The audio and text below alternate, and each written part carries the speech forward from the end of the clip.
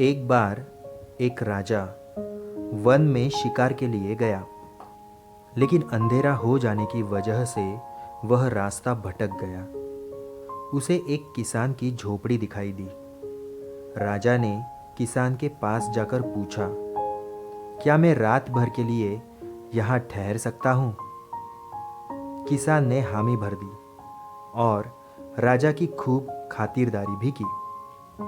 अगली सुबह जाने से पहले राजा ने किसान से कहा, मैं तुम्हारे सेवा सत्कार से बहुत प्रसन्न हुआ हूँ और पास में स्थित चंदन का वन तुम्हें उपहार में देता हूँ। गरीब किसान ने राजा का धन्यवाद किया, लेकिन उसे चंदन के मूल्य का तनिक भी अंदाजा नहीं था। वह चंदन की लकड़ियों को जलाकर उसका कोयला बेचने लगा। एक दिन बारिश के कारण लकड़ियां भीग गई और वह कोयला नहीं बना सका। वह कुछ टहनियों को काटकर बाजार ले गया। तब चंदन की खुशबू हवा में तैरने लगी।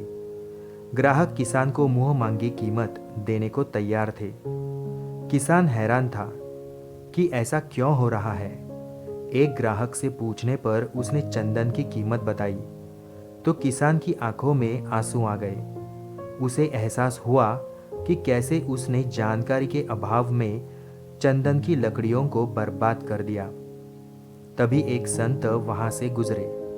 उन्होंने किसान से कहा कि पछताओ मत, दुनिया में हर व्यक्ति कोई न कोई गलती करता है। इसी प्रकार हर क्षण कीमती होता है, इसलिए उसे कभी बर्बाद नहीं करना चाहिए। किसान को अपनी गलती का आभास हो गया। वह जंगल वापस गया और उसने चंदन के ढेरों पौधे वहां लगा दिए। कई बार हम जानकारी के अभाव में बड़ी गलती कर देते हैं। हमें उस बात का एहसास काफ़ी समय निकल जाने के बाद दूसरों से होता है। हालांकि गलती करना भी एक सीखने की प्रक्रिया होती है। समझदारी इस बात में होती है कि उस गलती को कितनी जल्दी सुधार लिया जाए। यदि आप जानकारी होने के बाद भी अपनी गलती नहीं सुधारते हैं तो फिर वह आपकी सबसे बड़ी गलती है और वह आपकी असफलता का सबसे बड़ा कारण बन सकती है। गलती पर पछताने के बजाय उसका निराकरण करने का प्रयास करना चाहिए। धन्यवाद।